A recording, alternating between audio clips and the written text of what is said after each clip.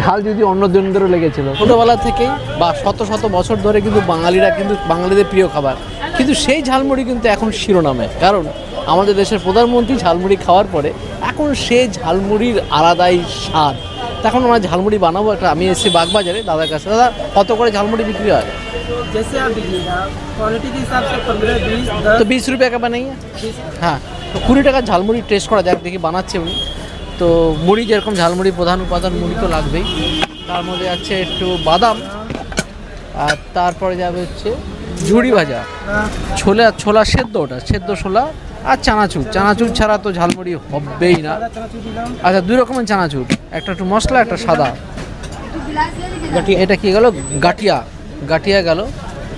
এরপরে যাচ্ছে হচ্ছে এটা হচ্ছে বেসনের পাপড়ি গেল।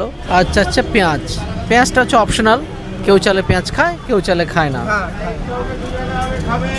আর বিশেষ করে নিরামিষের দিনগুলোতে শান্ত খায় না, শনি মঙ্গল বা বৃহস্পতিবার দিন অনেক খায় না, কিন্তু বাকি দিনগুলো খায়, আবার রোজও খায়। কাঁচা লঙ্কা অবশ্যই, কাঁচা লঙ্কা ছাড়া কী করে হবে? কাঁচা লঙ্কা আমাদের খুবই প্রিয়, খাই। সেটাও ঝাল যার পছন্দের মতো নিতে পারে। কিন্তু যদি ঝালই না থাকলে তাহলে ঝালমুড়ি কথাটা কি করে হলো? হ্যাঁ, একটু আচার, হ্যাঁ ঠিক আছে, একটু আচার, হ্যাঁ আচারটাও অপশনাল। একটু হ্যাঁ বিট লবণ, একটু মশলা, আর একটু সর্ষের তেল দিয়ে